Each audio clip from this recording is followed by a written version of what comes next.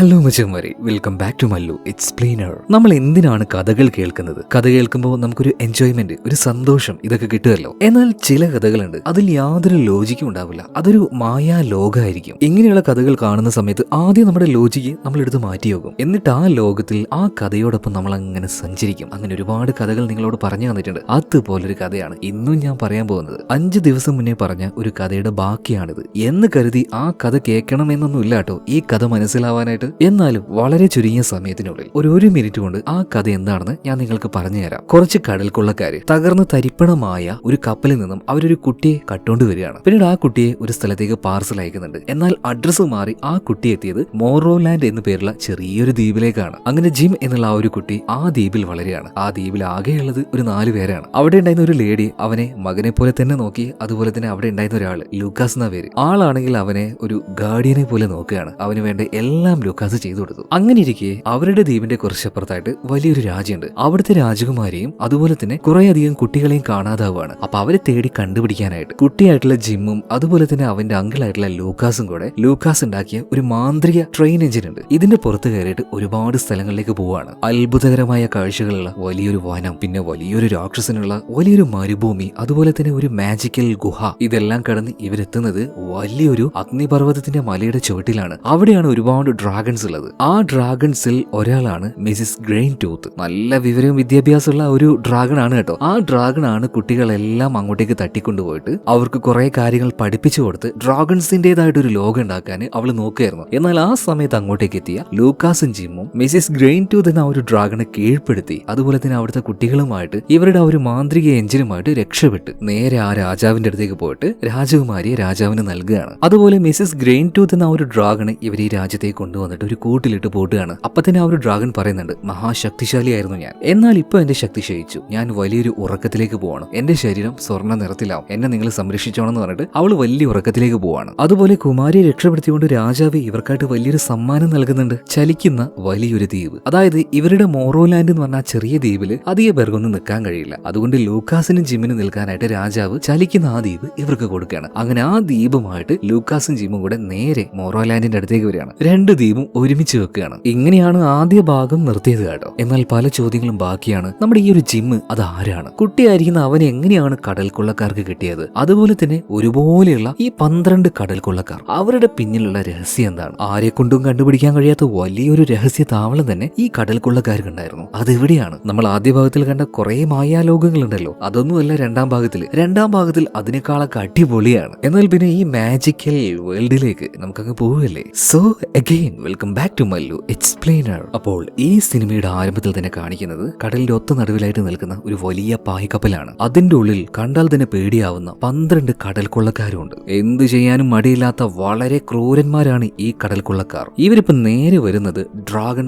ഐലൻഡിലേക്കാണ്. അവിടെ എത്തിയ പാടിന് ഉറക്കനെ വിളിച്ചു പോവാണ്. ഇവിടെ ഉണ്ടെന്ന് ഞങ്ങൾക്കറിയാം, മര്യാദക്ക് എഴുന്നേൽക്കടാണ്. ഇപ്പൊ അവിടെ കാവലിനായിട്ട് കിടന്നിരുന്ന ഒരു ഡ്രാഗൺ വേഗം എഴുന്നേൽക്കാണ്. എന്നിട്ട് അവനോട് എന്താ വേണ്ടേന്ന് ചോദിക്കുന്നുണ്ട്. ഇതേ നേരം തന്നെ ഈ കടൽക്കൊള്ളക്കാരുടെ ക്യാപ്റ്റൻ പറയാണ്, കുറെ ദിവസമായി മിസിസ് ഗ്രെയിൻ ടൂത്തിന്റെ ഭാഗത്തുനിന്ന് ഒരു മെസ്സേജ് വന്നിട്ട് ഞങ്ങൾക്കറിയണം എന്തുകൊണ്ടാണ് ഞങ്ങൾക്ക് മെസ്സേജ് തരാത്തത്. ഞങ്ങൾക്കുള്ള മറുപടി ഇപ്പൊ കിട്ടണം എന്ന് പറയാണ്. ഇപ്പൊ കാവൽക്കാരനായിട്ടുള്ള ആ ഡ്രാഗൺ പറയണ, ആഹാ, അപ്പൊ നിങ്ങൾക്ക് കഥയൊന്നും അറിയില്ല അല്ലേ? കുറച്ച് ദിവസം മുന്നേ ഇങ്ങോട്ടേക്ക് 2 എഞ്ചിൻ ഡ്രൈവർമാർ വന്നായിരുന്നു. ഞങ്ങളെ എല്ലാം പറ്റിച്ച് മിസിസ് ഗ്രെയിൻ ടൂത്തിനെയും കടത്തി ആ കുട്ടികളെയും കൊണ്ട് അവരിവിടുന്ന് രക്ഷപ്പെട്ടു എന്ന് പറയണം. ഗ്രെയിൻ ടൂത്ത് ഇപ്പൊ എവിടെയാണെന്ന് പോലും ഞങ്ങൾക്ക് അറിയില്ല എന്ന് പറയണം. ഇത് കേട്ട് ഭയങ്കര ദേഷ്യം വന്ന ഈ കടൽക്കൊള്ളക്കാരുടെ ക്യാപ്റ്റൻ പറയണം, നോക്കിക്കോ, മിസിസ് ഗ്രെയിൻ ടൂത്തിന് വേണ്ടിയിട്ട് ഞങ്ങൾ പ്രതികാരം വീട്ടിയിരിക്കും. ഞങ്ങളാണ് ഈ കടലിലെ രാജാക്കന്മാർ. പാടടാ പാട്ട് എന്ന് പറയാണ്.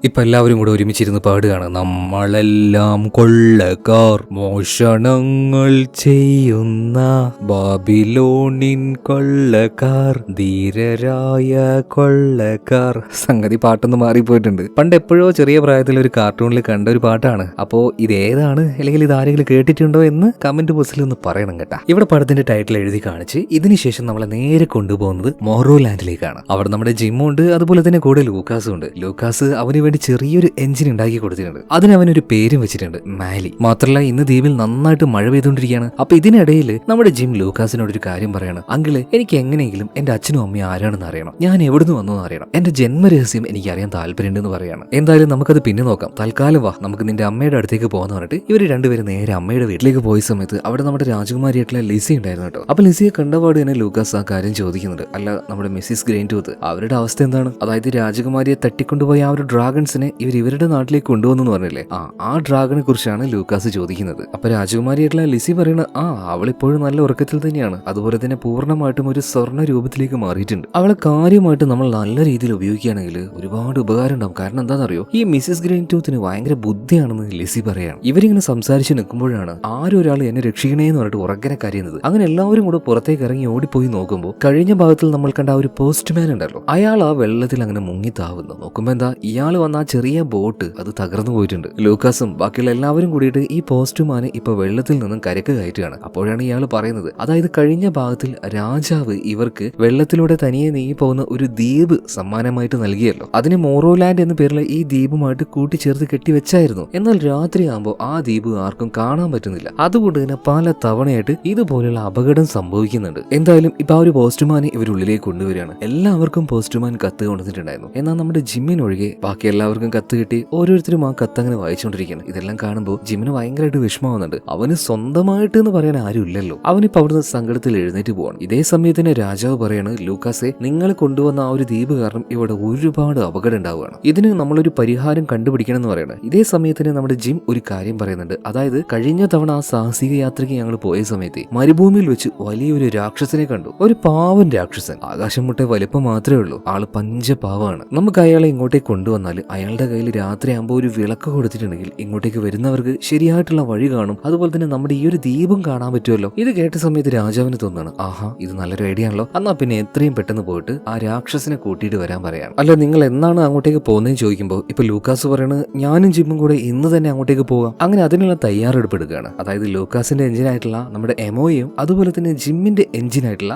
മാലിയും റെഡിയാക്കുകയാണ്. രണ്ടിനെയും ഒരുമിച്ച് കൂട്ടി കെട്ടുന്നുണ്ട്. എന്നിട്ട് അതിനെ കടലിലേക്ക് ഇറക്കുകയാണ്. ഇതേ സമയത്തിന് ജിമ്മ് പറയുന്നുണ്ട്, ലിസി, ഞങ്ങളുടെ കൂടെ ഈ സാഹസിക യാത്രയിൽ വരാൻ താല്പര്യമുണ്ടോ? ഉണ്ടെങ്കിൽ ഞങ്ങളുടെ കൂടെ വന്നു എന്ന് പറയണം. അപ്പൊ ലിസി പറയാണ്, ഇപ്പൊ ഞാനില്ല, കാരണം അച്ഛൻ അറിഞ്ഞു കഴിഞ്ഞാൽ ചിലപ്പോൾ ചീത്ത പറയും, പിന്നെ ഒരിക്കലാവാന്ന് പറയണം. അങ്ങനെ ഇവർ എല്ലാവരോടും യാത്ര പറഞ്ഞുകൊണ്ട് നേരെ ആ രാക്ഷസനെ കൂട്ടാനായിട്ട് മരുഭൂമിയിലേക്ക് പോകാൻ നിൽക്കുകയാണ്. ആ സമയത്ത് ജിമ്മ് അവന്റെ എഞ്ചിൻ ഉണ്ടല്ലോ മാലി, അതിനോട് പറയാണ്, നീ ആദ്യമായിട്ടല്ലേ ഈ ഒരു സ്ഥലം വിട്ട് പുറത്തേക്ക് പോകുന്നത്, എന്തായാലും നല്ല നല്ല കാഴ്ചകളും അഡ്വഞ്ചർ ആയിട്ടുള്ള ഒരു യാത്രയായിരിക്കും ഇത്, നിനക്ക് എന്തായാലും ഇഷ്ടപ്പെടുമെന്ന് ആ എഞ്ചിനോട് സംസാരിക്കുമ്പോൾ ആ എഞ്ചിൻ മറുപടിയായിട്ട് കൊടുക്കുന്നത് ഹോൺ അടിച്ചുകൊണ്ടാണ് കേട്ടോ. കഴിഞ്ഞ ഭാഗത്തിൽ നമ്മളത് കണ്ടേയല്ലേ, അതായത് ഈ എഞ്ചിൻ സംസാരിക്കുന്നത് അതിന്റെ ആ ഹോണിന്റെ ശബ്ദത്തിലൂടെയാണ്. എന്തായാലും ആ ശബ്ദം കേട്ട് വെള്ളത്തിനടിയിൽ ഉണ്ടായിരുന്ന ഒരു മത്സ്യകന്യക മുകളിലേക്ക് പൊന്തി വരികയാണ്. ആദ്യമായിട്ടാണ് ഒരു മത്സ്യകന്യകയെ നമ്മുടെ ജിമ്മ് കാണുന്നത്. അതുപോലെ തന്നെ ആ മത്സ്യകന്യക ചോദിക്കുന്നുണ്ട്, ഇതെന്താണ് വ്യത്യസ്തമായ ഒരു കപ്പല്, ആദ്യമായിട്ടാണ് ഞാൻ ഇങ്ങനെയൊന്ന് കാണുന്നത്. അപ്പൊ ലൂക്കാസ് പറയണേ, ഇതൊരു കപ്പലല്ല, ഇത് 2 എഞ്ചിൻ മാത്രമാണ്, ഞാനാണ് ഇത് ഉണ്ടാക്കിയത്. അപ്പൊ ഇത് കേട്ടപാട് തന്നെ മത്സ്യകന്യക ചോദിക്കുകയാണ്, ഓഹോ, അപ്പൊ നിങ്ങൾക്ക് ഈ എഞ്ചിൻസിനെ കുറിച്ചൊക്കെ നന്നായിട്ട് അറിയാലേ, അങ്ങനെയാണെങ്കിൽ ഞങ്ങൾക്ക് വേണ്ടി ഒരു ഉപകാരം ചെയ്യോ? ഞങ്ങളുടെ പൂർവികർ ഒരുപാട് വർഷങ്ങൾക്ക് മുന്നേ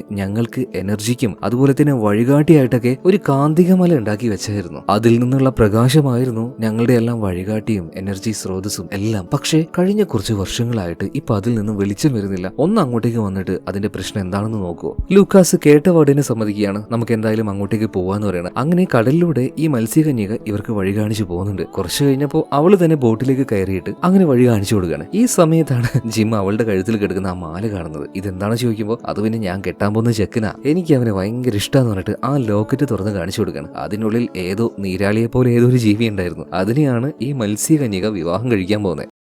എന്തായാലും അങ്ങനെ സംസാരിച്ചുകൊണ്ട് അവസാനം ഈ മത്സ്യകന്യക പറഞ്ഞ ആ കാന്തികമലയുടെ അടുത്തേക്ക് ഇവരെത്തിയിട്ടുണ്ട്. എന്നാൽ അവിടെ എത്തിയ സമയത്ത് അതൊരു ഇരുണ്ട പ്രദേശമായിരുന്നു കേട്ടോ. അവരുടെ എഞ്ചിൻ അവിടെ നിർത്തിയിട്ട് അങ്ങോട്ടേക്ക് ഇവർ കയറുകയാണ്. അപ്പൊ തന്നെ മത്സ്യകന്യക പറയുന്നുണ്ട്, സൂക്ഷിച്ചു പോണേ, ബാക്കിയുള്ള കാര്യങ്ങൾ ഞങ്ങൾ നോക്കിക്കോളാന്ന് പറഞ്ഞിട്ട് ഇപ്പൊ ജിമ്മും അതുപോലെ തന്നെ ലൂക്കാസും നേരെ ആ കാന്തികമലയുടെ ഉൾഭാഗത്തേക്ക് കയറുകയാണ്. അങ്ങോട്ടേക്ക് വന്ന് നോക്കുമ്പോൾ താഴോട്ട് നീണ്ടു കിടക്കുന്ന ഒരു വലിയ കുഴി ഇവർ കാണുന്നുണ്ട്. എന്തായാലും മലയുടെ ഉള്ളിലേക്ക് പോകാനുള്ള വഴി അതാണെന്ന് മനസ്സിലാക്കി അവർ രണ്ടുപേരും പതിയെ പതിയെ ആ കുഴിയിലേക്ക് ഇറങ്ങുകയാണ്. ഇറങ്ങും തോറും വല്ലാതെ ചൂട് കൂടി വരുന്നുണ്ട്. എന്നാൽ അതൊന്നും കാര്യമാക്കാതെ ഇവര് നേരെ താഴേക്ക് പോവാണ്. താഴെ എത്തിയ സമയത്ത് വലിയൊരു ഗുഹ പോലെ പരന്നു കിടക്കുന്ന ഒരു ഹാളായിരുന്നു. അവരതിലൂടെ അങ്ങനെ നടക്കുകയാണ്. എവിടെയാണ് ഇതിന്റെ പ്രശ്നം എന്ന് കണ്ടുപിടിക്കാൻ. ഈ സമയത്ത് ജിമ്മ് അവന് കിട്ടിയ 2 കാന്തത്തിന്റെ കഷ്ണം കീശയിലിടുന്നുണ്ട്. ഇതേ നേരത്താണ് ഒരുപാട് കൽപ്പാളികൾ ഉണ്ടല്ലോ, അതിന്റെ ഇടയിൽ തിളങ്ങുന്ന എന്തോന്ന് ഇവർ കാണുന്നത്. നേരെ അങ്ങോട്ടേക്ക് ചെന്നിട്ട് അതെടുത്ത് മാറ്റി നോക്കുമ്പോൾ നല്ല തിളങ്ങുന്ന ഒരു വലിയ നീലക്കല്ല് കാണുകയാണ്. അപ്പൊ ഈ ഒരു കല്ലാണ് മലയ്ക്ക് പവർ കൊടുത്തോണ്ടിരുന്നത്. എന്നാൽ അതിന്റെ സ്ഥാനം മാറിയിരിക്കുന്നു. എങ്ങനെങ്കിലും ഇതിന്റെ യഥാർത്ഥ സ്ഥാനം കണ്ടുപിടിക്കണം. ഇപ്പൊ ലൂക്കാസ് ആ കല്ല് എടുത്തുകൊണ്ട് അത് എവിടെയാണ് ഉണ്ടായിരുന്നത് അവിടെ തന്നെ കൊണ്ടുപോയി വെക്കുകയാണ്. അത് അവിടെ വെച്ച സമയത്ത് അവിടെ ആകെ വല്ലാത്തൊരു പ്രകാശം പരക്കുന്നുണ്ട് കേട്ടോ. ആ സ്ഥലം മുഴുവനായിട്ടും ആ പ്രകാശത്താൽ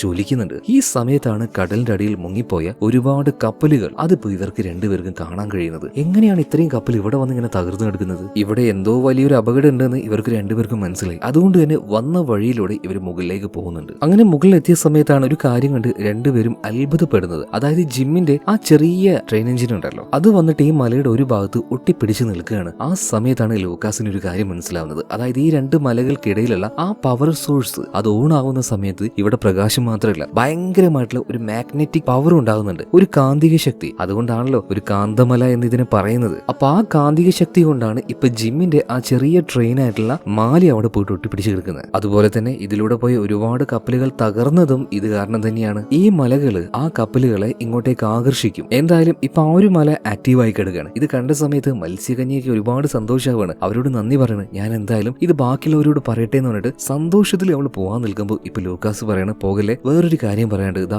ഇങ്ങനെയൊക്കെ ചില പ്രശ്നങ്ങളുണ്ട്. അതായത് ആ പവർ സോഴ്സ് ഓൺ ആകുമ്പോൾ ഈ മലയുടെ കാന്തിക ശക്തി വളരെയധികം കൂടും. അതുകൊണ്ടാണ് ഇവിടെ ഒരുപാട് കപ്പലുകൾ തകർന്നു വീഴുന്നത്. മാത്രമല്ല ഇപ്പൊ ഞങ്ങൾക്ക് ഇവിടുന്ന് പോകണമെങ്കിൽ തൽക്കാലത്തേക്ക് ഈ പവർ സോഴ്സിന് ഒന്ന് ഊരി വെക്കേണ്ടി വരും. പക്ഷെ നിങ്ങൾ പേടിക്കേണ്ട കേട്ടോ, ഇതിന് നല്ലൊരു പരിഹാരം ഞങ്ങൾ കണ്ടുപിടിച്ചോളാം. ഇപ്പൊ ഇച്ചിരി വിഷമായ മത്സ്യകന്യക പറയണ, ആ കുഴപ്പമില്ല, എന്തായാലും നിങ്ങളൊരു വഴി കണ്ടുപിടിക്കുകയല്ലോ. ഇത് പറഞ്ഞ് അവള് തിരിച്ചു പോകുന്നുണ്ട്. പിന്നീട് രണ്ടുപേരും ആ പവർ സോഴ്സ് തൽക്കാലത്തേക്ക് ഓഫാക്കി വെക്കുകയാണ്. അതുകൊണ്ട് തന്നെ മലയുടെ മുകളിൽ പറ്റിപ്പിടിച്ചു നിൽക്കുന്ന നമ്മുടെ ജിമ്മിന്റെ എഞ്ചിനായിട്ടുള്ള മാലി പതിയെ താഴേക്ക് വീഴുന്നുണ്ട്. പിന്നീട് ഇവർ ഇവിടുന്ന് പോകാനുള്ള തയ്യാറെടുപ്പിലാണ്. ഈ സമയത്താണ് ജിമ്മ് അവന്റെ കയ്യിൽ കിട്ടിയ ആ 2 കാന്തണ്ടല്ലോ, അത് അവന്റെ കയ്യിലുണ്ടായിരുന്ന ഒരു ചുറ്റികയുടെ 2 ഭാഗത്തും ഒട്ടിച്ചു വെക്കുകയാണ്. ഇതേ നേരം അവിടെ എന്തോ ചില വർക്കുകൾ ചെയ്തുകൊണ്ടിരിക്കുന്ന നമ്മുടെ ലൂക്കാസിന്റെ കയ്യിൽ വലിയൊരു സ്പാൻഡർ ഉണ്ടായിരുന്നു. അതൊരു ഇരുമ്പാണല്ലോ. ആ സാധനത്തിന് ഈ ജിമ്മിന്റെ കയ്യിലുണ്ടായിരുന്ന കാന്തം വലിച്ചെടുക്കുകയാണ്. കൂടെ തന്നെ ലൂക്കാസിന്റെ എഞ്ചിനായിട്ടുള്ള എമയും കൂടെ ഇങ്ങനെ വലിഞ്ഞു വരികയാണ് കേട്ടോ. അതായത് ജിമ്മിന്റെ കയ്യിലുള്ള ആ ഒരു കാന്തത്തിലേക്കാണ് ഇതിങ്ങനെ അട്രാക്ട് ആയിട്ട് വരുന്നത്. ആകെ പേടിച്ചുപോയ ജിമ്മ് ഇപ്പൊ അത് താഴേക്ക് ഇടുകയാണ്. അതുകൊണ്ട് തന്നെ ഇപ്പൊ അവര് സ്റ്റോപ്പ് ആവുന്നുണ്ട്. ഈ സമയത്താണ് ലൂക്കാസിന് ഈ കാന്തത്തിന്റെ പവർ അത് എത്രത്തോളാന്ന് മനസ്സിലായത്. ഇപ്പൊ ലൂക്കാസ് ജിമ്മിനോട് പറയണേ, ഇനി മുതൽ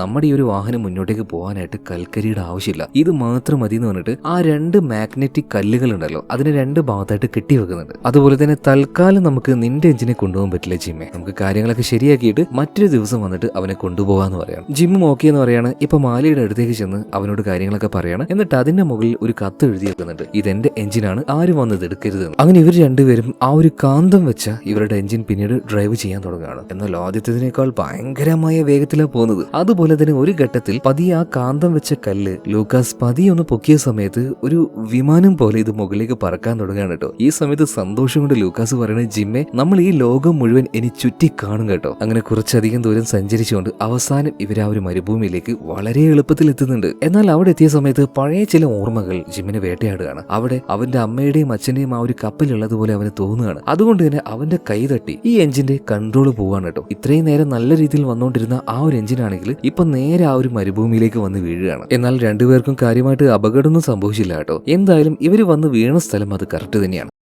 അതായത് എന്തിനാണ് ഈ മരുഭൂമിയിലേക്ക് വന്നത്? ആ രാക്ഷസനെ കണ്ടുപിടിക്കാനായിട്ട്. ഇവർ നോക്കുമ്പോൾ ഭീമാകാരമായ വലുപ്പമുള്ള ആ രാക്ഷസൻ അവിടെ തന്നെ ഇരിക്കുന്നുണ്ട് കേട്ടാ. എന്നാൽ ഈ രാക്ഷസന് ഒരു പ്രത്യേകതയുണ്ട്. അതിനോട് ഇഷ്ടം കാണിച്ച് അതിനോട് കൂട്ടുകൂടാനായിട്ട് അതിന്റെ അടുത്തേക്ക് പോവുകയാണെങ്കിൽ അത് പതിയെ പതിയെ ചെറുതായിട്ട് വരും. അങ്ങനെ ആ രാക്ഷസന്റെ അടുത്തേക്ക് ഇവർ രണ്ടുപേരും പോകുന്ന സമയത്ത് ഇവരുടെ അതേ വലുപ്പത്തിൽ തന്നെ രാക്ഷസനാവുകയാണ്. എന്നാൽ അവർ അങ്ങോട്ടേക്ക് ചെന്ന് നോക്കുമ്പോഴാണ് ഈ രാക്ഷസൻ അവിടെ കിടന്ന് വെറുതെ കരഞ്ഞുകൊണ്ടിരിക്കുക. അതുപോലെ അങ്ങോട്ടേക്ക് വന്ന ലൂക്കാസിനെയും ജിമ്മിനെയും കണ്ടപാട് രാക്ഷസൻ പറയുന്നത്, ആഹാ, അപ്പൊ എനിക്കും ഓരോ തോന്നലുകൾ ഉണ്ടാവാൻ തുടങ്ങി, എന്റെ പഴയ കൂട്ടുകാരെ ഇവിടെ കാണുന്നത് പോലെ എനിക്ക് തോന്നുന്നുണ്ടല്ലോ എന്നൊക്കെ ആ രാക്ഷസൻ പറയുമ്പോൾ ലൂക്കാസും ജിമ്മു പറയണ, എടാ മണ്ട, ഇത് നിന്റെ തോന്നലല്ല, ഞങ്ങൾ ശരിക്കും ഇവിടെ വന്നു. അല്ല, നീ എന്തിനാ ഈ മരുഭൂമിയിൽ വന്നിട്ട് ഒറ്റയ്ക്ക് ഇങ്ങനെ കരഞ്ഞുകൊണ്ടിരിക്കുന്നത്? എന്തായാലും അവർ റിയൽ ആണ് എന്ന് അറിഞ്ഞ സമയത്ത് രാക്ഷസന് ഭയങ്കരമായിട്ട് സന്തോഷമാണ്. അതുപോലെ തന്നെ എന്തിനാണ് ഇവിടെ വന്ന് കരയുന്നതെന്നും അവൻ പറയുന്നുണ്ട്. നിങ്ങൾക്കറിയാലോ, ഈ മരുഭൂമിയിൽ കുറച്ച് സ്ഥലത്തെ പച്ചപ്പുള്ളൂ, എനിക്ക് ആകെ ചെറിയൊരു വീടാണ് അവിടെ ഉള്ളത്. എവിടുന്നോ വന്നൊരു ഡ്രാഗൺ എന്നെ അവിടുന്ന് പേടിപ്പിച്ച് ഓടിപ്പിച്ച് ഇങ്ങോട്ടേക്ക് വിട്ടു, എനിക്കിപ്പോ താമസിക്കാൻ വീടില്ല എന്ന് പറയണം. അപ്പൊ ജിമ്മും അതുപോലെ തന്നെ ലൂക്കാസും പറയാണ്, ഡ്രാഗണോ, നമ്മൾ കാണാത്ത ഡ്രാഗൺസ് ഒന്നുമില്ലല്ലോ, നിങ്ങൾ വാ, നിങ്ങളെ ഞങ്ങൾ രക്ഷിക്കാം, നിങ്ങളുടെ വീട് വീണ്ടെടുത്ത് തരാന്ന് പറയാം. അങ്ങനെ ഇവർ 3 പേരും ഒരു ചെറിയ മലയുടെ ചെരുവിൽ അങ്ങനെ നിൽക്കുകയാണ്. അതായത് ഈ രാക്ഷസന്റെ ആ വീട്ടിന്റെ ഉള്ളിൽ ഏതോ ഒരു ഡ്രാഗൺ വന്ന് കൂടിയിട്ടുണ്ട്. ഇപ്പൊ നമ്മുടെ ജിം ഒന്നും നോക്കിയില്ല, അവൻ ധൈര്യമായിട്ട് എഴുന്നേറ്റ് നേരെ രാക്ഷസന്റെ ആ ഒരു വീട്ടിന്റെ ഉള്ളിൽ ചെന്നപ്പോൾ അവിടെ ഓരോ തരികിട പരിപാടികൾ ചെയ്തുകൊണ്ടിരിക്കുന്ന ആ രാക്ഷസനെ കാണുകയാണ്. അവൻ മറ്റാരുമല്ല, കഴിഞ്ഞ ഭാഗത്തിൽ നമ്മൾ കണ്ട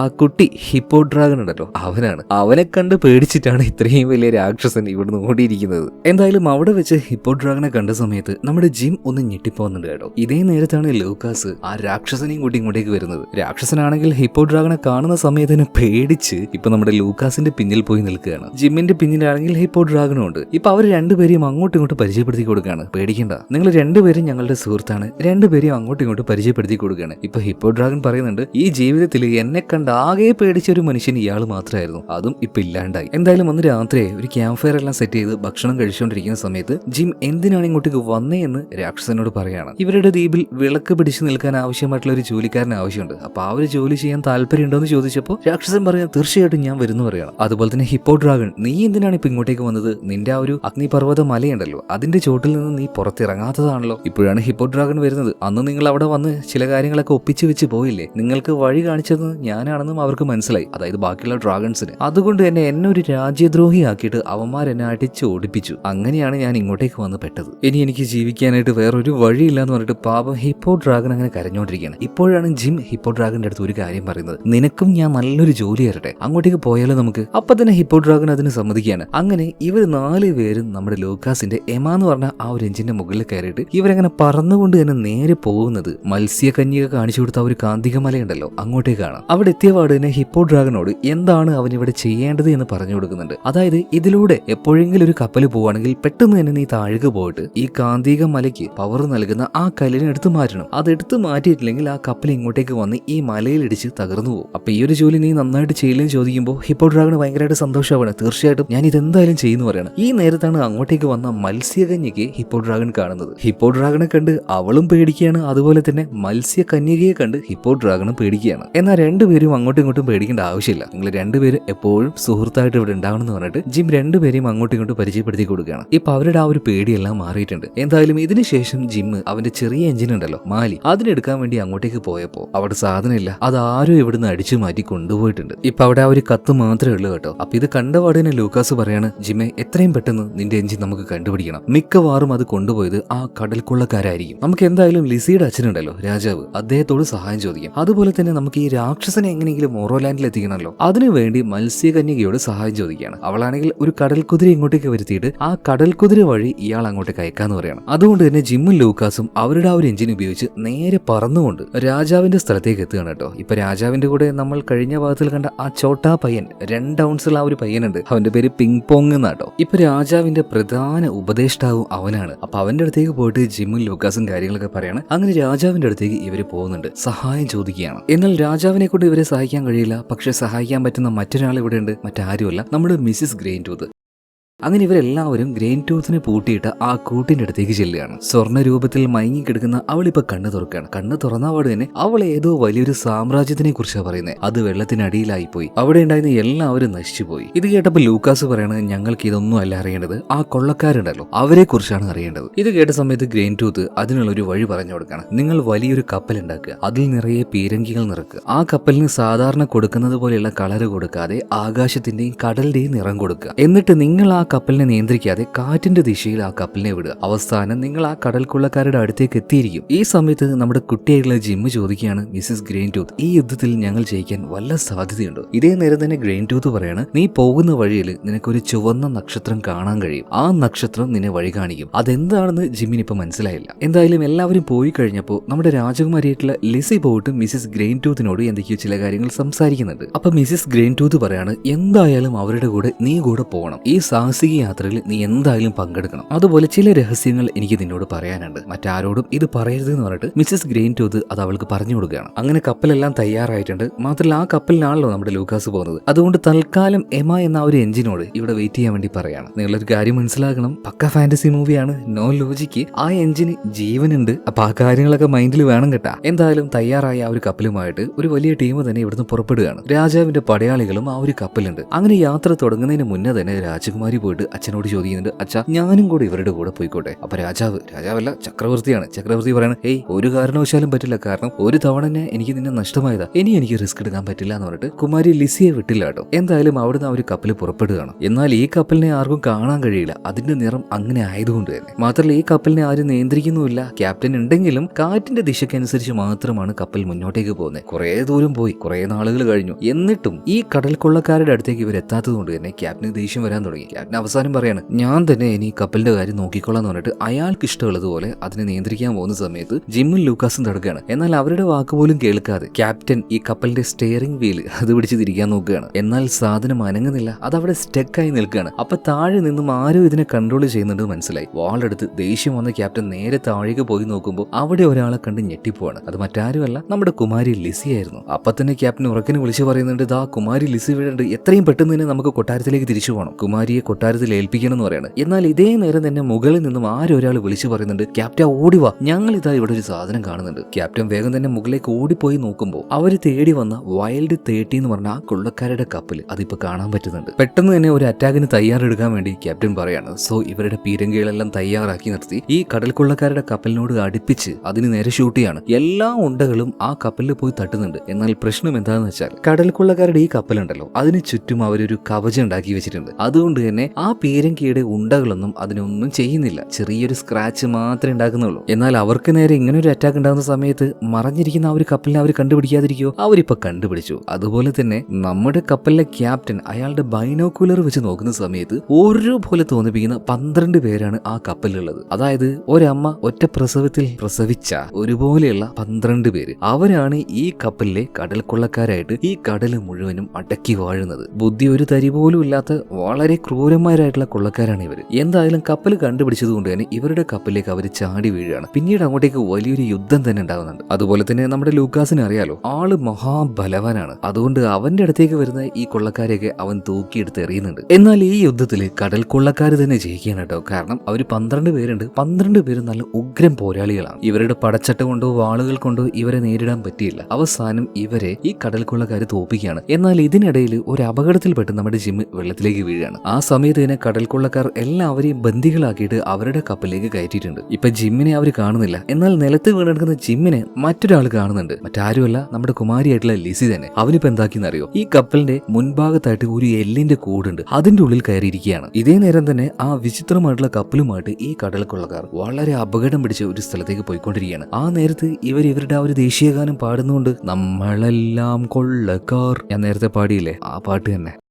അങ്ങനെ ഇവർ പോയിക്കൊണ്ടിരിക്കുന്ന സമയത്ത് വലിയൊരു ചുഴലിക്കാറ്റ് കാണുകയാണ്. അപ്പൊ അത് കണ്ടപാടേനെ ലൂക്കാസ് പറയുന്നുണ്ട്, മണ്ടന്മാരെ അങ്ങോട്ടേക്ക് പോകണ്ട, നമ്മളെല്ലാവരും ചാകുന്നു പറയാണ്. എന്നാൽ ഈ 12 പേര് ഉറക്കനെ ചിരിച്ചുകൊണ്ട് പറയാണ്, അത് നിങ്ങൾക്കൊക്കെ ഉള്ള ഒരു മരണക്കെണിയാണെങ്കിൽ അത് ഞങ്ങളുടെ വീടാടാ മണ്ട എന്ന് പറയാണ്. ഇവർക്കൊന്നും മനസ്സിലാവുന്നില്ല കേട്ടോ. ഇപ്പൊ ശക്തമായ, കണ്ടാൽ തന്നെ പേടിയാവുന്ന ആ വലിയ ചുഴലിക്കാറ്റിന്റെ ഉള്ളിലേക്ക് ഇവരുടെ ഒരു കപ്പലിനെ കൊണ്ടുപോയി കയറ്റുകയാണ്. അത് കയറ്റിയ പാടേനെ ഇത് കിടന്ന് കറങ്ങാൻ തുടങ്ങുകയാണ്. ഇപ്പൊ അതങ്ങനെ കറങ്ങുന്ന ആ ഒരു ഫോഴ്സിൽ ഇത് ആദ്യമായിട്ട് എക്സ്പീരിയൻസ് ചെയ്യുന്ന കടൽ കൊള്ളക്കാരൊഴികെയുള്ള ബാക്കി എല്ലാവരുടെയും ബോധം തന്നെ പോവുകയാണ്. കാരണം അത് അത്രയും ഭീകരമായിട്ടുള്ള ഒരു കാര്യമായിരുന്നു. മുന്നിൽ ആ കപ്പലിന്റെ മുൻഭാഗത്തായി അള്ളിപ്പിടിച്ചിരുന്ന നമ്മുടെ ജിമ്മിന്റെയും ബോധം പോവുകയാണ് കേട്ടോ. കുറച്ചു നേരം കഴിഞ്ഞു ബോധം വന്ന സമയത്ത് ഇപ്പൊ ഫുള്ള് ശാന്തമാണ്. ജിമ്മ് കണ്ണു തുറന്നു നോക്കിയപ്പോ അവനും ആ ഒരു കപ്പലും ഇപ്പൊ ഉള്ളത് ആ ഒരു ചുഴലി ഉണ്ടല്ലോ, അതിന്റെ ഒത്ത നടുവിലായിട്ട് കുത്തനെ നിൽക്കുന്ന ഒരു പാറയുണ്ട്. ആ പാറയുടെ ഒരു ഭാഗത്താണ് ഈ ഒരു കപ്പൽ വന്ന് നിൽക്കുന്നത്. അതങ്ങനെ അപകടത്തിൽ വന്ന് നിന്നൊന്നുമല്ല, സാധാരണ അവരവരുടെ കപ്പലിനെ ഇങ്ങനെയാണ് ഇവിടെ കൊണ്ടുപോയി പാർക്ക് ചെയ്യാറ്. എന്നാൽ ജിമ്മ് കപ്പലിലേക്ക് നോക്കുമ്പോൾ അതിലിപ്പോ കടൽ കൊള്ളക്കാരും ഇല്ല, അവന്റെ കൂടെ വന്ന ആരുമില്ല. എന്നാൽ കപ്പൽ നിർത്തി വെച്ചതിന്റെ ഒരു ഭാഗത്തായിട്ട് വലിയൊരു ഗുഹാ കവാടം കാണുകയാണ്. ചെറിയൊരു അരണ്ട് വെളിച്ചവും അതിന്റെ ഉള്ളിൽ നിന്ന് വരുന്നുണ്ട് കേട്ടോ. ഇപ്പൊ ജിം എന്താക്കി നേരെ ആ ഒരു ഗുഹയുടെ ഉള്ളിലേക്ക് പോവാണ്. ഉള്ളിലേക്ക് പോയപ്പോ ഈ 12 കൊള്ളക്കാരും മദ്യപിച്ചും ഭക്ഷണം കഴിച്ചും അവർ ഓരോ കാര്യങ്ങൾ അങ്ങനെ സംസാരിച്ചുകൊണ്ടിരിക്കുകയാണ്. അപ്പൊ അവരെന്താണ് സംസാരിക്കുന്നതെന്ന് അവിടെ ഒളിച്ചിരുന്നുകൊണ്ട് തന്നെ ജിം കേൾക്കുകയാണ്. അപ്പൊ ആ കൂട്ടത്തിൽ ഒരുത്തൻ പറയുന്നുണ്ട്, എടാ നമ്മൾ ആ ഒരു കപ്പലിനെ അറ്റാക്ക് ചെയ്ത സമയത്ത് ഒരു ചെറുക്കൻ ഉണ്ടായിരുന്നല്ലോ, അവനിപ്പോ കാണാനില്ല, ഞാൻ പണ്ട് അവനെ എവിടെയോ കണ്ടതുപോലെ തോന്നുന്നുണ്ട്. ഇപ്പൊ കൂട്ടത്തിലെ മറ്റൊരു കള്ളക്കാരൻ പറയാണ്, കുറച്ച് വർഷങ്ങൾക്ക് മുന്നേ നമുക്ക് കടലിൽ വെച്ച് ഒരു പെട്ടി കിട്ടിയത് ഓർമ്മയുണ്ടോ? അതിൽ ഇവനെ പോലെ ഒരു കുട്ടിയായിരുന്നു ഉണ്ടായിരുന്നത്. കൂട്ടത്തിൽ ഒരു കത്തും ഉണ്ടായിരുന്നല്ലേ? എന്നാൽ നമുക്കൊന്നും വായിക്കാൻ അറിയില്ലല്ലോ, അതുകൊണ്ട് ആ കത്തിൽ എഴുതിയത് എന്താണെന്നും അറിയില്ലല്ലോ. എന്തായാലും ഇവന്മാരുടെ ആ ഒരു സംസാരം എല്ലാം കേട്ടോണ്ടിരുന്ന ജിമ്മിന് മനസ്സിലായി അവനെക്കുറിച്ചാണ് ഇവന്മാർ ഈ പറയുന്നതെന്ന്. അതായത് അവർക്ക് കടലിൽ നിന്നും കിട്ടിയ ആ ഒരു പെട്ടിയിലുണ്ടായിരുന്ന ആ കുട്ടി അത് മറ്റാരുമല്ല, അത് ജിമ്മ് തന്നെയാണ്. അതുപോലെ തന്നെ ഈ 12 പേരും മണ്ടന്മാരാണെന്ന് ജിമ്മിന് മനസ്സിലായി. അതുകൊണ്ട് എങ്ങനെയെങ്കിലും ഇവിടെ ഒരു പ്രശ്നം ഉണ്ടാക്കിയിട്ട് ഇവന്മാരെ ഒതുക്കാൻ തന്നെ നമ്മുടെ ജിം പ്ലാൻ ചെയ്യാണ്. അതിനുവേണ്ടി കയ്യിലുണ്ടായിരുന്ന കവണയെടുത്ത് ഒരു കല്ലും വെച്ച് ഒരുത്തന്റെ തലക്കിട്ട് ഒരൊറ്റ അടിയാണ്. അവൻ വിചാരിച്ചു തൊട്ടടുത്തുണ്ടായത് അവനെ അടിച്ചതെന്ന്. അവർ തമ്മിൽ അങ്ങോട്ടും ഇങ്ങോട്ടും ഉന്തുന്തള്ളുണ്ടാവുകയാണ്. ഇപ്പൊ മറ്റൊരുത്തന്റെ തലയിലേക്കും ഇതുപോലെ തന്നെ ജിം അടിക്കുന്നുണ്ട്. അപ്പൊ ആ കടൽക്കൊള്ളക്കാരനും തൊട്ടടുത്തുണ്ടായതും തമ്മിൽ അങ്ങോട്ടും ഇങ്ങോട്ടും ഉന്തും തള്ളുണ്ടാവുകയാണ്. അങ്ങനെ അവസാനം ബുദ്ധിയില്ലാത്ത ഈ 12 കൊള്ളക്കാരും അങ്ങോട്ടും ഇങ്ങോട്ടും തമ്മി തല്ലിക്കൊണ്ടിരിക്കുകയാണ്. അതിനിടയിൽ ക്യാപ്റ്റന്റെ തൊപ്പി തെറിച്ച് വീണത് നമ്മുടെ ജിമ്മിന്റെ അരികിലേക്കാണ്. അവൻ നോക്കിയപ്പോ ആ തൊപ്പിയുടെ മുകളിലായിട്ട് ഒരു ചുവന്ന നക്ഷത്രം കാണാനുണ്ട്. ഇപ്പൊ പെട്ടെന്ന് മിസസ് ഗ്രെയിൻ ടൂത്ത് പറഞ്ഞ ആ ഒരു കാര്യം ഓർമ്മ വരികയാണ്. ചുവന്ന നക്ഷത്രം, അത് നിനക്ക് വഴി കാണിക്കുന്നു പറഞ്ഞില്ലേ. അവൻ പെട്ടെന്ന് തന്നെ ആ നക്ഷത്രം അതിൽ നിന്ന് ഊരിയെടുക്കുകയാണ്. എന്നിട്ട് കീശയിൽ വെച്ച് ഒളിച്ചിരിക്കുകയാണ്. ഇതേ നേരം തന്നെ ക്യാപ്റ്റൻ വന്നിട്ട് അയാളുടെ തൊപ്പി എടുത്ത് തലയിലിട്ടിട്ട് പറയാണ്, ആരും അലമ്പ് കളിക്കരുത്, ക്യാപ്റ്റനായിട്ടുള്ള ഞാനാ പറയുന്നത്, എല്ലാവരും അടങ്ങിയിരിക്കുന്നു പറയാണ്. ഇപ്പൊ എല്ലാവരും ചിരിച്ചുകൊണ്ട് പറയാണ്, ക്യാപ്റ്റനോ നീയോ ഒന്ന് പോടാ അവിടെ നിന്ന്. അതായത് ഈ 12 മണ്ടന്മാരുണ്ടല്ലോ, ഈ 12 പേർക്കും ഒരു പേരില്ല. കൂട്ടത്തിലെ ക്യാപ്റ്റനെ ഇവരെ ഐഡന്റിഫൈ ചെയ്യുന്നത് തന്നെ തലയിൽ അയാൾ വെച്ചിരിക്കുന്ന ആ തൊപ്പിയിലെ ആ ചുവന്ന നക്ഷത്രമാണ്. എന്നാൽ ഇപ്പൊ ക്യാപ്റ്റന്റെ തലയിൽ ആ തൊപ്പിയിൽ ആ ചുവന്ന നക്ഷത്രം ഇല്ല. അതുകൊണ്ട് തന്നെ ഓരോരുത്തരും അങ്ങോട്ടും ഇങ്ങോട്ടും പറയാൻ തുടങ്ങി, ഞാനാ ക്യാപ്റ്റൻ, ഞാനാ ക്യാപ്റ്റൻ. പിന്നെ അങ്ങോട്ട് അടി തുടങ്ങിയല്ലേ. അടി എന്ന് പറഞ്ഞാൽ നല്ല പൂരടി, പൊട്ടിപ്പാറുന്ന അടി, അടിച്ച് കുറെ നേരം കഴിഞ്ഞപ്പോ ഈ 12 ബോധം പോവുകയാണ്. ജിം വിചാരിച്ചതുപോലെ തന്നെ ഇപ്പൊ നടക്കുകയാണ് കേട്ടോ. അങ്ങനെ ഈ 12 കൊള്ളക്കാരെയും വലിച്ചു കൊണ്ടുവന്ന് ഒരു വലിയ ഡ്രം ഉണ്ട്, അതിന് ചുറ്റും അങ്ങ് വെച്ച് കെട്ടി അങ്ങിടുകയാണ്. എന്നിട്ട് അവരുടെ കീശയിൽ നിന്നും ചാവി എടുത്ത് നേരെ അവിടെ ഉണ്ടായിരുന്ന ഒരു റൂമിന്റെ അടുത്തേക്ക് ചെന്ന് അത് തുറക്കുകയാണ്. അപ്പൊ അതിന്റെ ഉള്ളിൽ ജിമ്മിന്റെ കൂടെ വന്ന എല്ലാവരും ഉണ്ട്. ലൂക്കാസും കുമാരിയും ക്യാപ്റ്റനും ഇവരെല്ലാവരും ഉണ്ട്. എന്തായാലും പുറത്തേക്ക് വന്ന ലൂക്കാസിനോട് ജിം സന്തോഷത്തിൽ ഒരു കാര്യം പറയുന്നുണ്ട്. ലൂക്കാസ്, ഇത്രയും നാൾ ഞാൻ ചോദിച്ചിരുന്ന ആ ചോദ്യം ഉണ്ടല്ലോ, അതിന്റെ ഉത്തരം എനിക്കിപ്പോ കിട്ടിയെന്നാ തോന്നുന്നത്. എന്നെ ഈ കടൽ കൊള്ളക്കാരാണ് നിങ്ങളുടെ അടുത്തേക്ക് പാർസലായിട്ട് അയച്ചത്. അവർക്ക് എന്നെ കിട്ടിയത് കടലിലുണ്ടായിരുന്ന ഒരു പെട്ടിയിൽ വെച്ചാണ്. അന്ന് ആ പെട്ടിയിൽ ഒരു കത്തും ഉണ്ടായിരുന്നു. നമുക്ക് ഇവിടെ മുഴുവനായിട്ടൊന്ന് പരിശോധിച്ച് നോക്കാം. ഇനി ആ ഒരു കത്ത് കിട്ടിയിട്ടുണ്ടെങ്കിൽ ഞാൻ ആരാണെന്ന് നമുക്ക് മനസ്സിലാക്കാൻ പറ്റുമല്ലോ. എന്റെ അച്ഛനും അമ്മയും അവരെവിടെയാണെന്നും നമുക്ക് അറിയാൻ പറ്റുമല്ലോ. നമുക്ക് എന്തായാലും അതൊന്ന് പോയി തപ്പിയെടുക്കാന്ന് പറയാണ്. അതുപോലെ തന്നെ ക്യാപ്റ്റനെയും അയാളുടെ പട്ടാളക്കാരെയും നേരെ ആ കടൽക്കൊള്ളക്കാരെ നോക്കാൻ വേണ്ടി ഏൽപ്പിച്ചിട്ടുണ്ട്. ഇതിനുശേഷം ഈ കൊള്ളക്കാരുടെ ഒരു വലിയ നിലവറയുണ്ട്, അങ്ങോട്ടേക്ക് പോയി നോക്കുകയാണ് ലൂക്കാസും അതുപോലെ തന്നെ ജിമ്മും കൂടെ ലിസിയും ഉണ്ട്. എന്തായാലും നിലവറയിലേക്ക് എത്തിയ സമയത്ത് കൂമ്പാരമായി കിടക്കുന്ന നിധിയാണ്, ഒരുപാട് സ്വർണ്ണ നാണയങ്ങൾ, സ്വർണത്തിന്റെ ഓരോ വസ്തുക്കൾ. എന്നാൽ ഇതൊന്നും അല്ലല്ലോ ഇവർക്ക് വേണ്ടത്. അവരവിടെ മുഴുവനായിട്ട് മരിച്ചു പെറുകിയ അവസാനം ഒരു പെട്ടി കിട്ടുന്നുണ്ട്. ഈ പെട്ടിയിൽ വെച്ചാണ് ജിമ്മിനെ കൊള്ളക്കാർക്ക് കിട്ടിയത്. അതുപോലെ തന്നെ അതിന്റെ ഉള്ളിൽ ഒരു മാല ഉണ്ടായിരുന്നു, ഒരു കത്തും ഉണ്ടായിരുന്നു. ആ കത്ത് ലിസി പെടുത്ത് വായിക്കുകയാണ് കേട്ടോ. അതായത് കുറച്ച് വർഷങ്ങൾക്ക് മുന്നേ അതിസമ്പന്നമായിട്ടുള്ള ഒരു വലിയ ദ്വീപരാഷ്ട്രം ഉണ്ടായിരുന്നു. അതിന്റെ പേരാണ് ജുംബാല. എന്നാൽ ഒരു വലിയ അപകടത്തിൽപ്പെട്ട് ആ ദ്വീപ് മുഴുവനായിട്ടും വെള്ളത്തിനടിയിലേക്ക് മുങ്ങിപ്പോയി. അവരെല്ലാവരും വെള്ളത്തിനടിയിലായി പോയി. എന്നാൽ അതിൽ നിന്നും അന്ന് രക്ഷപ്പെട്ടത് ആ രാജ്യത്തിന്റെ രാജകുമാരൻ മാത്രമാണ്. അത് മറ്റാരുമല്ല, നമ്മുടെ ഈ ജിമ്മ് തന്നെയാണ്. അതുപോലെ തന്നെ ഒരു മാലയുടെ ലോക്കറ്റും ആ ഒരു പെട്ടിയിലുണ്ടായിരുന്നു. അത് തുറന്നു നോക്കുമ്പോൾ ആ രാജ്യത്തിന്റെ രാജാവിന്റെയും രാജ്ഞിയുടെയും ഫോട്ടോ ഉണ്ടായിരുന്നു കേട്ടോ. ഇവരായിരുന്നു ജുംബാലയുടെ രാജാവും രാജ്ഞിയും, അതായത് നമ്മുടെ ജിമ്മിന്റെ അച്ഛനും അമ്മയും. എന്തായാലും ഇവിടെ വെച്ച് ജിമ്മിന് തന്റെ ജന്മരഹസ്യം മനസ്സിലായല്ലോ. ഇപ്പൊ ഇവര് നേരെ പോകുന്നത് ആ കടൽ കൊള്ളക്കാരെ കെട്ടിവെച്ച ആ സ്ഥലം ഉണ്ടല്ലോ, അങ്ങോട്ടേക്കാണ്. ഇതേ നേരം ക്യാപ്റ്റൻ ആണെങ്കിൽ നല്ല ദേഷ്യത്തില. ഇവന്മാരെയൊക്കെ വെട്ടിക്കൊന്ന് കഷ്ണങ്ങളാക്കിയിട്ട് നമുക്ക് കടലിലെ മീനുകൾക്ക് തിന്നാൻ കൊടുക്കാന്ന് പറയാം. എന്നാൽ ഇത് കേട്ടപ്പോ ജിമ്മ് പറയണത്, ഏയ് അങ്ങനെയൊന്നും ചെയ്യേണ്ട ആവശ്യമില്ല. കാരണം ഈ 12 പേരും പച്ച പാവങ്ങളാണ്, ബേസിക്കലി മണ്ടന്മാരാണ്. യഥാർത്ഥത്തിൽ ഈ 12 പേർക്കും പേര് പോലും ഇല്ല എന്ന് പറയാണ്. അതുപോലെ തന്നെ ചെറിയ പ്രായത്തിൽ വെള്ളത്തിൽ മുങ്ങി മരിക്കേണ്ട എന്നെ രക്ഷപ്പെടുത്തിയതും ഇവരാണ്. അതുകൊണ്ട് ദയവ് ചെയ്ത് ഇവരിപ്പോ ഒന്നും ചെയ്യല്ലേ. പിന്നീട് കൊള്ളക്കാരുടെ അടുത്തേക്ക് ചെന്നിട്ട് ജിം അവരോട് നന്നായിട്ട് തന്നെ സംസാരിക്കുകയാണ്. നിങ്ങൾക്ക് ആദ്യം ഓരോരുത്തർക്കും ഞാൻ ഓരോ പേര് വെച്ച് തരാം. അങ്ങനെ ഓരോരുത്തർക്കും ഓരോ പേര് പറഞ്ഞു കൊടുക്കുന്നുണ്ട് കേട്ടോ. ഇത് കേട്ടപ്പോൾ കടൽ കൊള്ളക്കാർക്കും സന്തോഷമായി. ആ നല്ല പേരാണല്ലോ, കൊള്ളാലോ. കൊള്ളക്കാർ ഇപ്പൊ ജിമ്മിനായിട്ട് അത്യാവശ്യം നല്ല രീതിയിൽ കമ്പനിയായിട്ട് വരുന്നുണ്ട്. ഈ സമയത്താണ് നമ്മുടെ ലിസി മിസ്സിസ് ഗ്രെയിൻ ടൂത്ത് പറഞ്ഞ ആ രഹസ്യം അല്ലെങ്കിൽ ആ പ്രവചനം ഇപ്പൊ ഓർക്കുന്നത്. സമുദ്രത്തിന്റെ അടിയിലേക്ക് മുങ്ങിപ്പോയ നഗരം അത് പൊങ്ങി വരണമെങ്കിൽ ഒരമ്മ ഒരേ സമയം പ്രസവിച്ച 12 പേർ വന്ന് 12 വാതിലുകൾ തുറക്കണമെന്ന് മിസ്സിസ് ഗ്രെയിൻ ടൂത്ത് പറഞ്ഞ ആ ഒരു രഹസ്യം അല്ലെങ്കിൽ ആ ഒരു പ്രവചനം അതെന്താണെന്ന് ഇപ്പോഴാണ് ലിസിക്ക് മനസ്സിലാവുന്നത്. മിസ്സിസ് ഗ്രെയിൻ ടൂത്ത് പറഞ്ഞ ആ മുങ്ങിപ്പോയ നഗരം അത് ജുംബാലയാണ്. അതായത് ജിമ്മിന്റെ അച്ഛന്റെയും അമ്മയുടെയും ആ ഒരു രാജ്യം അത് മുകളിലേക്ക് കൊണ്ടുവരണമെങ്കിൽ ഈ കടൽക്കൊള്ളക്കാരുടെ ഹെൽപ്പ് ആവശ്യമാണ്. അങ്ങനെയാണ് വിധി. ഈ കാര്യം എല്ലാവരോടും നമ്മുടെ ലിസി പറയുന്നുണ്ട് കേട്ടോ. അതേ സമയത്ത് തന്നെ നമ്മുടെ ജിം അവരോട് സഹായം ചോദിക്കുകയാണ്. അപ്പൊ ലൂക്കാസ് പറയണത്, എന്തിനാ സഹായം ചോദിക്കുന്നത്, അവന്മാരെ കൊണ്ട് നമുക്ക് ചെയ്യിപ്പിക്കാന്ന് പറയണം. അപ്പൊ ജിമ്മ് പറയണം, അതൊന്നും വേണ്ട, അവർക്ക് സമ്മതമാണെങ്കിൽ മാത്രം അവർ ചെയ്താൽ മതി. ഇപ്പൊ അവരുടെ കെട്ടുകളെ കഴിച്ചു കൊടുക്കുന്ന പറയാണ്. ഇപ്പൊ കെട്ടുകളെ കഴിച്ചപ്പോ കൊള്ളക്കാർ വേഗം ചാടി എഴുന്നേൽക്കുകയാണ്. ഈ 12 പേരും ഒരു സ്ഥലത്ത് പോയിട്ട് ഡിസ്കസ് ചെയ്യാണ്. കുറച്ചു നേരം കഴിഞ്ഞിട്ട് അതിൽ ഒരുത്തന് വന്നിട്ട് പറയാണ്,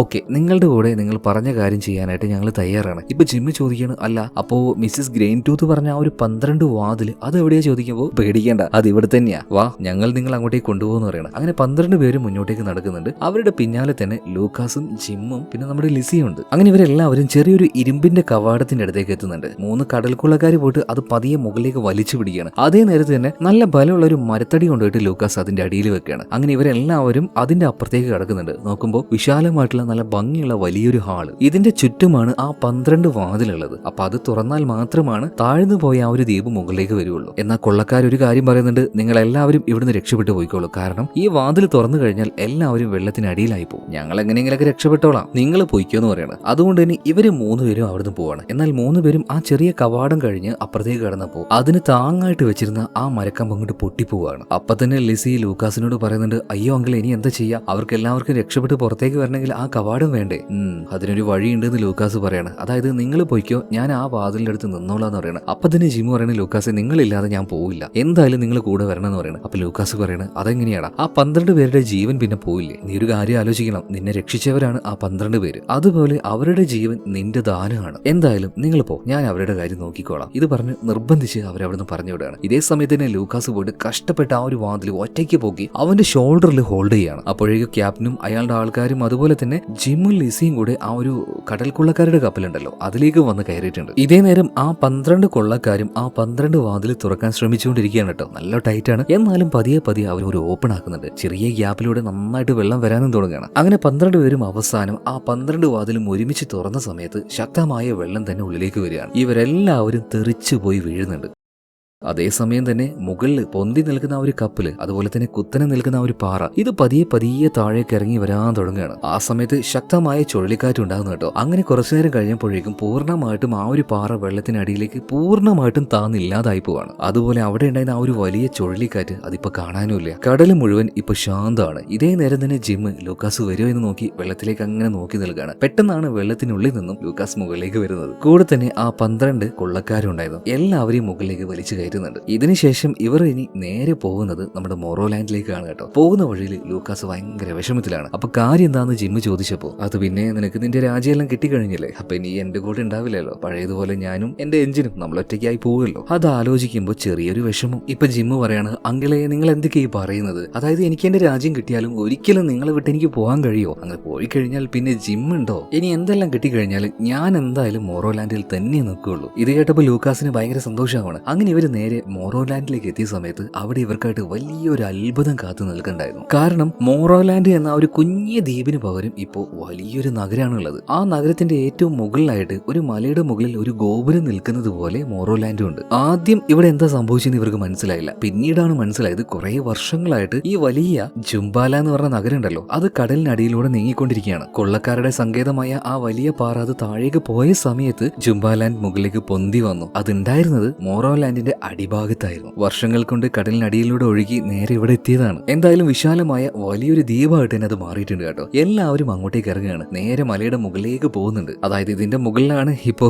നമ്മുടെ മൊറോലാൻഡ് ഉള്ളത്. അങ്ങോട്ടേക്ക് ചെന്ന് നോക്കുമ്പോൾ ഇവിടെ എന്തോ വലിയ ഭൂമി കുലുക്കം സംഭവിച്ചു എന്ന് കരുതിയിട്ട് നമ്മുടെ രാജാവും അതുപോലെ തന്നെ ജിമ്മിന്റെ അമ്മയും പിന്നെ ഇവരിവിടെ കൊണ്ടുവന്നാക്കിയിട്ട് പോയ നമ്മുടെ ആ ഒരു രാക്ഷസനും പിന്നെ ഇവിടെ വേറൊരാൾ ഇവിടെ ഉണ്ടല്ലോ, ഇവരെല്ലാവരും അവിടെ ഒളിച്ചിരിക്കുകയായിരുന്നു. അതും വല്ലാതെ പേടിച്ചിട്ട്. എന്തായാലും ഇപ്പൊ ജിം അങ്ങോട്ടേക്ക് വന്നല്ലോ, അവനെ കണ്ട പാടിന് അവന്റെ അമ്മ ഓടി വന്ന് അവനെ കെട്ടിപ്പിടിക്കുകയാണ്. അവർക്കിപ്പോ ഭയങ്കര സന്തോഷമായി. അതുപോലെ തന്നെ ഈ ദ്വീപിൽ ഇപ്പോ കുറെ കൊള്ളക്കാരുണ്ടല്ലോ. പെട്ടെന്ന് അവിടെ ഉണ്ടായിരുന്ന നമ്മുടെ ചക്രവർത്തിയുടെ, അതായത് ലിസിയുടെ അച്ഛന്റെ പടയാളികൾ ചാടി വീണ് അവരെ അറ്റാക്ക് ചെയ്യാൻ നോക്കാം. എന്നാൽ അപ്പൊ തന്നെ ലിസി അവളുടെ അച്ഛനോട് പറയുന്നുണ്ട്, അച്ഛാ അവരൊന്നും ചെയ്യരുത്, അവര് പാവപ്പെട്ട കടൽ കൊള്ളക്കാരാണ്, മണ്ടന്മാരാണ്, അവരൊന്നും ചെയ്യല്ലേ, അവരിവിടെ നിന്നോട്ടെ എന്ന് പറയണം. എന്തായാലും അവരുടെ കാര്യം ഏറ്റെടുക്കാനായിട്ട് ഒരാൾ മുന്നോട്ടേക്ക് വരുന്നുണ്ട്. ആ ആള് തന്നെ കോട്ടും സൂട്ടിട്ട് നടക്കുന്ന മൊറോലാൻഡിലെ ആ പാവം മനുഷ്യൻ. അത്യാവശ്യം വിവരം വിദ്യാഭ്യാസമൊക്കെ ഉള്ളതുകൊണ്ട് ഈ 12 മണ്ടന്മാർക്കും അക്ഷരങ്ങൾ ഇയാൾ പറഞ്ഞ് പഠിപ്പിച്ചു കൊടുക്കുകയാണ്. പാ പറ ത തറ കറക്റ്റ് വാക്കുകൾ പറഞ്ഞ് പഠിപ്പിച്ചുകൊണ്ടിരിക്കുകയാണ്. അതുപോലെ തന്നെ കാണാതായ നമ്മുടെ ജിമ്മിന്റെ കുഞ്ഞ ഒരു എഞ്ചിൻ ഉണ്ടല്ലോ മാലി, അതും അവനിപ്പോ കണ്ടുപിടിച്ചിട്ടുണ്ട്. സോ നമ്മുടെ ലൂക്കാസും ജിമ്മും ഹാപ്പിയാണ്. മാത്രമല്ല അവർക്ക് ഈ ഒരു ദ്വീപ് വിട്ടിനി പോകണ്ട, കാരണം ഇതിപ്പോ വലിയൊരു ദ്വീപാണ്. മാത്രമല്ല ആ ദ്വീപിന്റെ രാജാവ് ആരാണ്?